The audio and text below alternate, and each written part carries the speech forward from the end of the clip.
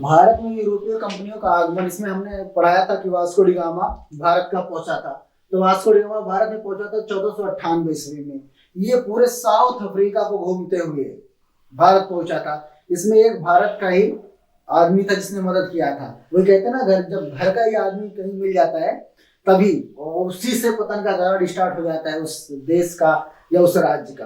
तो भारत में जब पुर्तगाली, अच्छा इनके आने का कारण था क्योंकि नवजागरण वहां हो गया था। अब प्रतिस्पर्धा उत्पन्न हो गई थी तो उनको कहीं ना कहीं तो जाना ही था व्यापार करने के लिए। तब इन्होंने शुरू किया खोज। तो भारत की खोज में निकला वास्को डी गामा। वो पहुंचा कालीकट। वहां का राजा जमोरिन था जिसने क्या किया, स्वागत किया। वहां से बहुत सारा मसाला खरीदा और फिर यूरोप को लौट गया। वहां यूरोप लौटने के बाद इसने वहां से इतना ज्यादा मुनाफा कमाया कि फिर से ये दोबारा लालच इसके मन में आया और फिर से ये 1505 ईस्वी में वापस आया, फिर से भारत आया और फिर व्यापार करने के लिए। यहीं से सिलसिला शुरू होता है यूरोपीय कंपनियों का भारत में आगमन। और ये नहीं पूछता है कौन आया, लेकिन इनका जो छोटे पेपरों में होता है ये पूछ लेता है सीक्वेंस के, कब कब कौन सी कंपनी भारत आई। तो पुर्तगाली आए थे 1498 ईस्वी में, डच आए थे 1595 में, ब्रिटिश आए थे जिन्होंने हमारा खून चूस लिया पूरा, ये आए थे 1600 ईस्वी में। उसके बाद फ्रेंच आए थे 1664 ईस्वी में। ये सारे यूरोपियन ही कंपनी थी भाई। जब एक राज्य समझ रहा है, देखो वहां हम इसलिए राज्य बोलेंगे, छोटे छोटे देश हैं। हमारे यूपी में जैसे 4 देश निकलेंगे यूरोप से, तो वो लोग जब देखते हैं मुनाफा कमाता है पड़ोसी तो सोचते हैं ये क्या कर रहा है, थोड़ा देखो भैया हम भी काम करते हैं। इसी के कारण ये सब आए थे भारत में लूटने।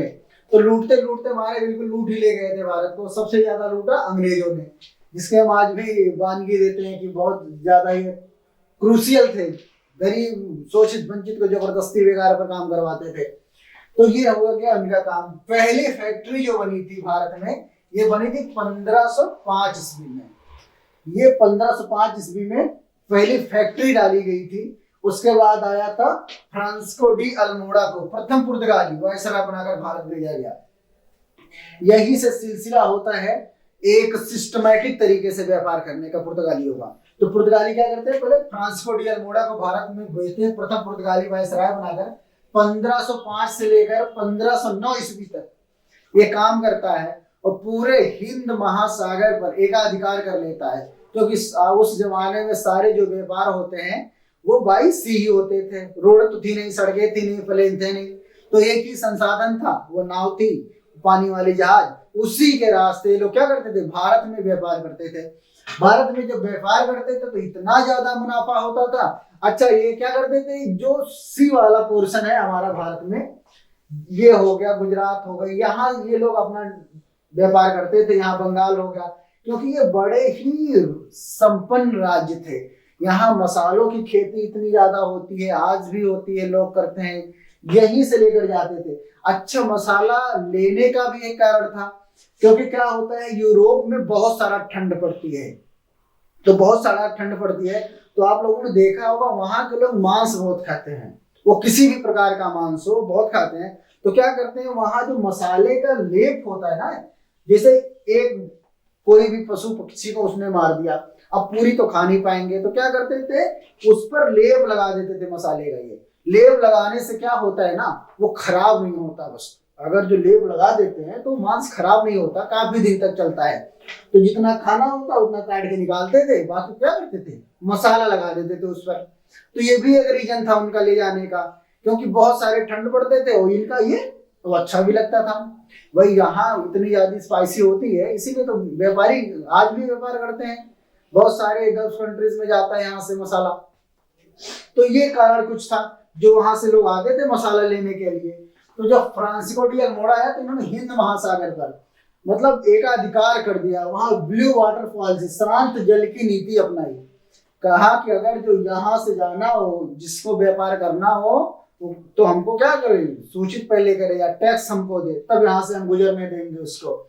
और भारत सहित संपूर्ण हिंद महासागर पर पुर्तगाली साम्राज्य, क्योंकि उनके पास नौकाएं बड़ी अच्छी थी और जिसके पास आज भी वही है, जिसकी नौसेना सबसे मजबूत है आने वाले समय में, वही क्या करेगा, राज करेगा। इसीलिए लोग चीन से बहुत डरते हैं, क्योंकि चीन की नौसेना इस समय इतनी ज्यादा स्ट्रांग हो गई है कि वो हर एक टापू पर कहीं ना कहीं हड़प लेती है। पहले ऋण देती है, फिर ऋण जाल में फंसाती है, फिर जब ऋण दे नहीं पाता तो पाकिस्तान और श्रीलंका जैसी हालत करती है कि उनके जो पोर्ट होते हैं, बंदरगाह होते हैं, वो क्या करती है, 99 साल के लिए ले लेती है, लीज पर अपने पास रखती है ना। वो 99 क्या वो बढ़ती रहेगी, इतना ज्यादा है ही नहीं कैपेसिटी कि वो चुका पाएंगे ऋण।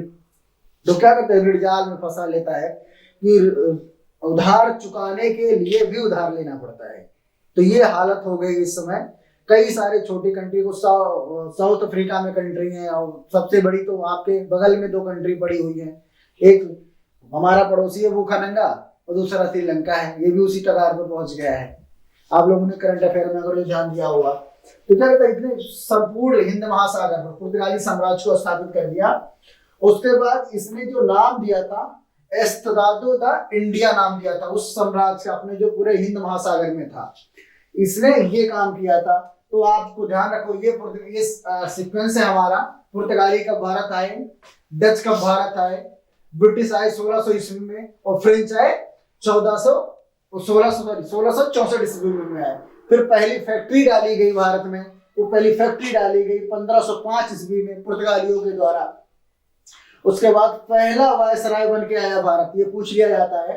तो फ्रांसिस्को डी अल्मोड़ा, ये सारे जो छोटे छोटे वर्ड होते हैं ना, ये बहुत ही पूछते हैं। फ्रांसिस्को डी अल्मोड़ा को प्रथम पुर्तगाली वायसराय बनाकर भारत भेजा गया। और इसने क्या किया, ये भी पूछ लिया जाता है, इसने कौन सी नीति अपनाई। तो इसने जो है शांत जल की नीति अपनाई, ब्लू वाटर पॉलिसी अपनाई। और इसने संपूर्ण हिंद महासागर में क्या किया, एक शांत जल की नीति अपना करके वहां पर भी अगर जो वहां से आने जाने वाली नौकाएं थी तो उसको टैक्स देती थी। अब इसी के आगे हम पढ़ाएंगे अगला वायसराय कौन भारत बन के आया था नेक्स्ट वीडियो में। जय हिंद, जय भारत।